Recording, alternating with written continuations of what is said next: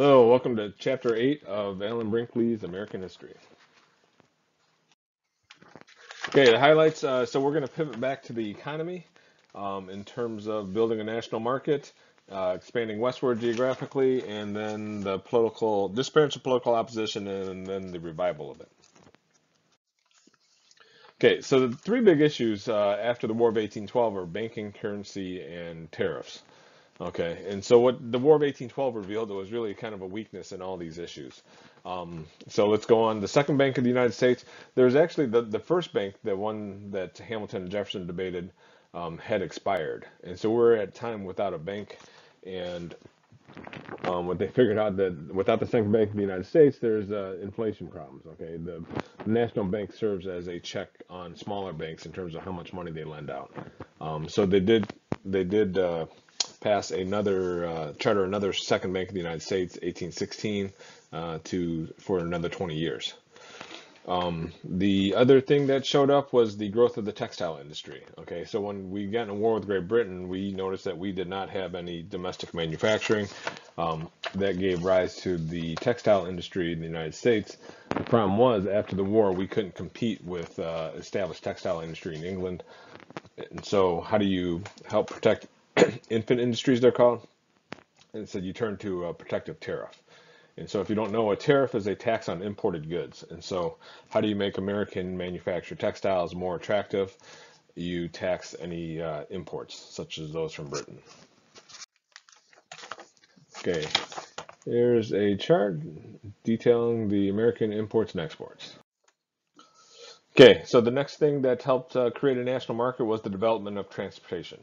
So there was some government-funded roads. This never really played a major role in it. In fact, the only major road that was built was the old National Road. The other transportation development was the steamboat by Robert Fulton.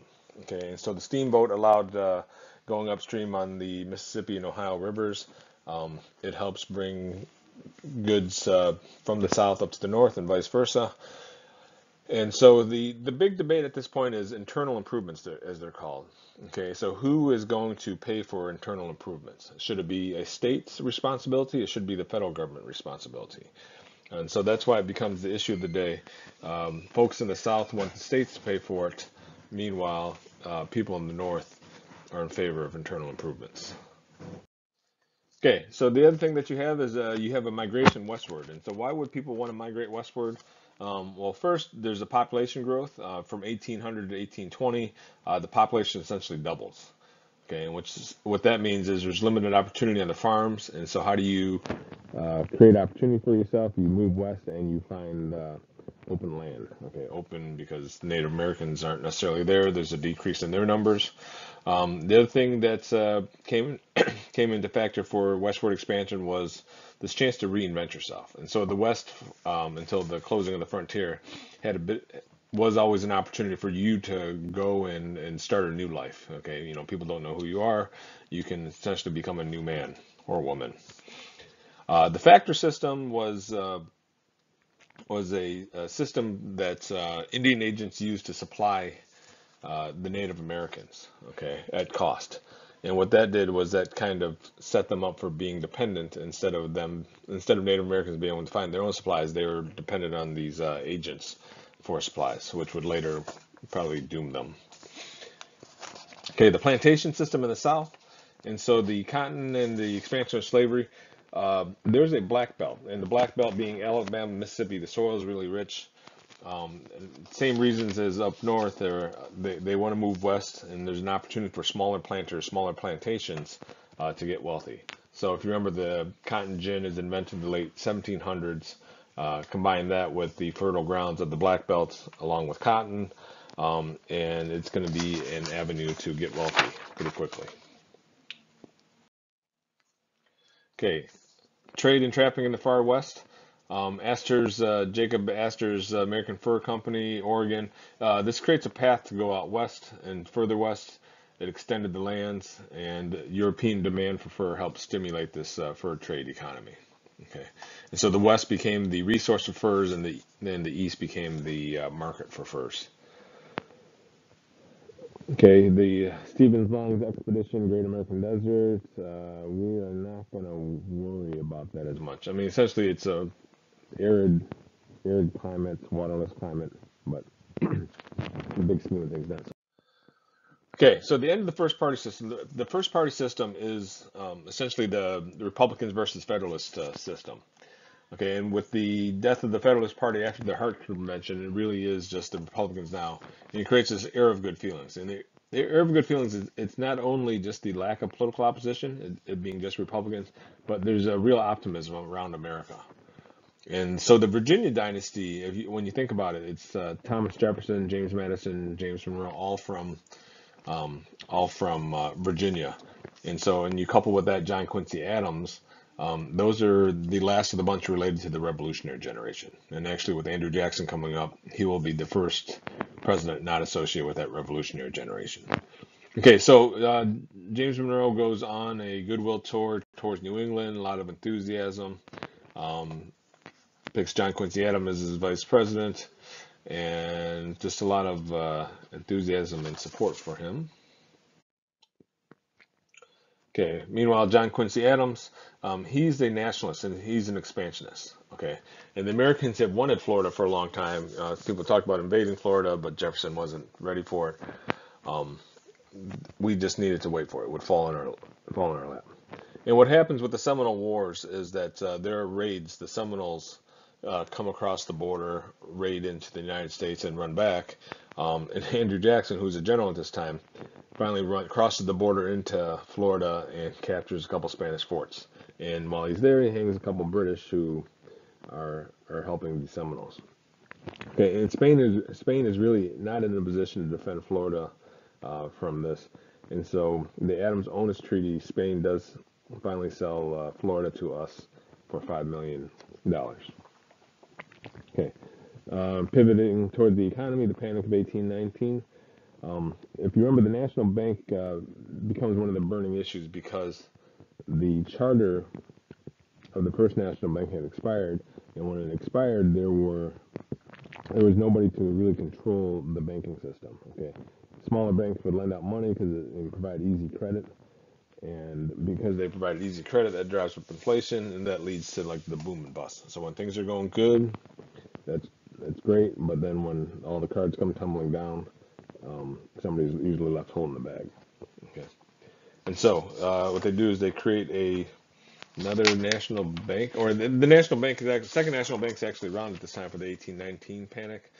They get blamed for it because it's poorly managed, but they are able to finally control it. Okay, sectionalism, nationalism. So we go from the era of good feelings to these like hidden issues. Okay, and so one of the issues is this issue of slavery. And so with the Louisiana Purchase, we acquired territory, and those territories are starting to become states. And so what we get is we get Missouri. Um, Missouri wants to become a state, and the debate is whether Missouri will come in as a free state or whether Missouri will come in as a slave state. And so, in that during that debate, Talmadge, I believe he's a representative, proposed this amendment that slavery would not be allowed in Missouri, and any slaves that live there now, upon reaching the age of 25, would be freed. Okay, and what this is pretty scary. This passes the House, does not pass the Senate. Okay, and why does it pass the House? Is because the House has more representatives from the North, because people that are coming here for jobs tend to settle in the North. Okay, so the immigrant population swells, drives up the number of representatives in the House, and the writing's kind of on the wall for slavery. If there's a political imbalance in the Senate, slavery is going to go down pretty soon. And so what they do is they come up with the Missouri Compromise. So the Missouri Compromise, Missouri will come in as a slave state, Maine will come in as a free state, and there will be no slavery allowed above the 3630 line. Okay, and that's the kind of band-aid over the issue, and that actually holds the peace for a long time. So 1820, Missouri Compromise seemingly struck a political balance. Everybody comes to accept the 3630 line as just constitutional-like. Okay, that's the 3630 line. Okay, the other part now with national creation of a national court is the martial court. Okay, the martial court, and you got to write this down, creates the rules for a national economy. So when you stop and think about it, when we're all kind of farmers, like you didn't need a lot of rules because it was just you know, trading with the guy next to you or the farmer in the village over. Now, because our country is growing, we need rules for this developing national economy. And that's where John Marshall and the Supreme Court issue a series of rulings that will become the basis for the development of this national economy. Okay, so the first one, and you guys, again, with all the Supreme Court cases that we will study, you need to know what the issue is at stake, and you need to know what the ruling was and what precedent it set. So Dartmouth College versus Woodward. Dartmouth College was a private charter. They would like to turn it, the government would like to take it and turn it into a university, and they didn't want to. And so the ruling that came out of Dartmouth College is that because it was set up by private contract, it's this principle of sanctity of contracts. So once you have a contract signed, that essentially carries the weight of law behind it. Okay, and so you can't just take things. Okay, confirming implied powers and establishing federal primacy. I think that's probably talking about McCulloch versus Maryland. McCulloch versus Maryland, there's a lot of states that did not like the national bank. So Maryland tried to destroy the national bank by taxing it to death. Okay, and what happened was they sued, and the Marshall Court supported ruled with the national bank. And so in his ruling, John Marshall decided the power to tax is the power to destroy. And so they did not allow that, and that allowed two things. One, the government can create a national bank through its implied powers. Okay, so it doesn't need to say it directly in the Constitution, but it can be implied. And also that the federal government is supreme. Okay, so when it comes to state versus federal government conflict, the federal government is supreme. Okay, other court cases. This one doesn't really deal with national economy. Worcester versus Georgia. Worcester versus Georgia. This is there's a couple of cases. So there's Cherokee Nation versus Georgia. Okay, and they're conflicting. So Cherokee Nation versus Georgia says that the Cherokee Nation cannot be allowed to exist. You can't have a country inside of a country. That's ridiculous. But Worcester versus Georgia. Worcester was actually him, and there's a couple of missionaries that went into the Cherokee Nation, and supposedly according to Georgia law, you can't do that without permission from Georgia. But Worcester saying that the Cherokee Nation is a separate country, and this time they essentially rule with Worcester, stating that Cherokee Nation is a separate country. So you have these conflicting Supreme Court rulings, which makes it really difficult to identify what is actually true and what's not. Okay, in Latin America, so again, Spain was kind of the sick man of Europe, losing control of their colonies.